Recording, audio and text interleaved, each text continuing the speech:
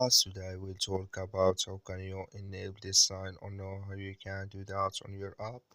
So you just follow these ways, then it's going to work with you. So all you have to do, so you just go down, you click here on profile down here. When you just click here on profile, it's going to take you to this list. It's going to show for you like this. Then you go down here, you come here to notification settings here. Just click on it here, notification settings. Then you come to next step here, you go down here, come here to remind me to resell my NHL season tickets in time. So then here you enable it for email. So then here you enable it here for app. That like you say, it's enabled with us now. That's all you have to do. That's all. I wish know you I get it. That's all. So thank you for your watching. Don't forget to support us by liking, subscribe.